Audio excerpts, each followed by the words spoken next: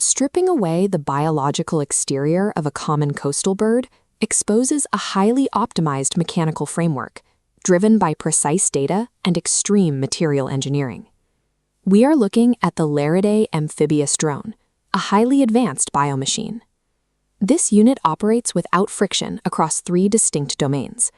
It executes seamless transitions from terrestrial landing zones to aerial flight to complete aquatic submersion.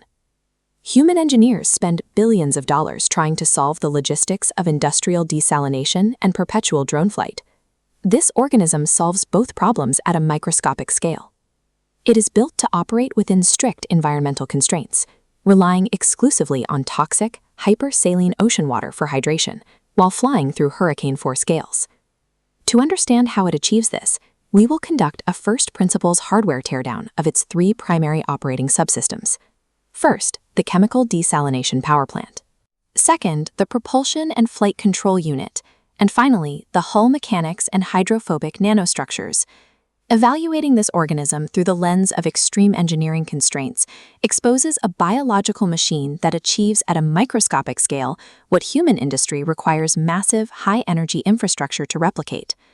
The first major engineering hurdle in the oceanic environment is securing a safe hydration source without succumbing to hypersalinity. To strip salt from seawater, human engineers build massive industrial facilities that require enormous physical footprints and constant intensive energy inputs. For standard terrestrial mammals, ingesting seawater forces a massive sodium buildup in the bloodstream, triggering rapid osmotic shock and complete kidney failure. This blueprint isolates the Laridae hardware solution, the supraorbital exocrine gland. It functions as a microscopic reverse osmosis plant built directly into the skull above the eyes. When the drone drinks ocean water, the bloodstream immediately saturates with toxic levels of sodium and chloride ions. The extraction mechanism triggers. The gland utilizes a countercurrent exchange flow to begin physically separating the salt from the blood plasma across a thin membrane. To complete the final, most difficult phase of extraction, the system burns ATP, adenosine triphosphate, to initiate active transport. Biological pumps forcefully shove the remaining sodium and chloride ions against the massive concentration gradient, entirely stripping them out of the blood. The exhaust from this process is a hyper-concentrated brine, a liquid saltier than the ocean itself, which the gland secretes directly out through the drone's nostrils. Toxic, hyper-saline water enters the system, highly concentrated brine exhaust exits the system, and pure fresh water is left to circulate internally. This internal reverse osmosis engine allows the Laridae to weaponize the toxicity of its environment, processing the lethal ocean into a limitless, self-sustaining fuel source. The second subsystem is propulsion and flight control, which must operate against the extreme atmospheric turbulence of coastal storms. Modern commercial human aircraft are grounded completely by the sheer chaotic force of severe wind events. Yet the Laridae maintains altitude effortlessly in hurricane-force gales, often without a single muscular flap of its wings. It achieves this through a nonlinear aerodynamic flight protocol known as dynamic soaring. This diagram maps the oceanic boundary layer. Friction with the water creates a sharp gradient in wind velocity, where airspeed increases significantly with altitude. In Phase 1 of the soaring cycle, the drone climbs steeply across this velocity gradient, crossing directly into the high-speed headwind. It extracts kinetic energy directly from that headwind and converts it entirely into potential energy, gaining altitude. In Phase 2, the drone banks sharply and dives rapidly back down into the slower tailwind near the surface of the water. It trades that stored potential energy back into kinetic energy, resulting in a massive forward acceleration without spending any physical effort.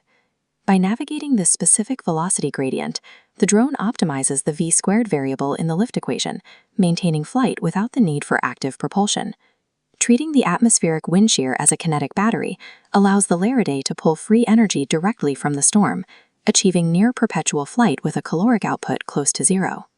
The final requirement for a flawless amphibious drone is a hull architecture capable of surviving extreme hydrostatic pressure and rapid thermal loss in freezing water. Hull integrity is governed by a critical hardware component at the base of the tail assembly, the uropygial gland. This component continuously secretes a highly complex synthesized chemical payload made of dense waxes and aliphatic compounds. The drone mechanically distributes this aliphatic payload, manually preening to spread it across its entire exterior down-feather matrix. The compounds cure, creating an impenetrable hydrophobic nanostructure that entirely encases the drone. This structural barrier physically repels H2O molecules upon contact, defeating standard water surface tension. As a result, the biological down feathers remain strictly dry, providing absolute thermal insulation even when the drone is fully submerged in freezing ocean water. Beneath this hull is the multi-terrain landing gear, the dynamically webbed bipedal feet. In the water, the webbing deploys to form hydrodynamically optimized paddles for efficient surface maneuvering. On land, that exact same structural geometry acts as a perfectly tuned set of kinetic shock absorbers to handle high-impact landings on solid concrete. Integrating a self-renewing aliphatic heat shield with multi-terrain kinetic landing gear yields a seamlessly transitioning amphibious hull. Zooming out from the isolated components, we see the fully integrated Laridae drone operating at peak capacity in its most hostile environment. The Laridae's hardware is designed to treat the lethal coastal environment as a source of energy and material rather than a threat to its integrity. The internal chemical plant processes toxic hyper-saline water for fuel. The nonlinear aerodynamics pull free kinetic energy from violent wind shear. The nano-coated hull repels the freezing ocean. Aerospace and chemical engineers continue to spend massive budgets at the drawing board, attempting to conceptualize the future of multi-domain autonomous drone technology.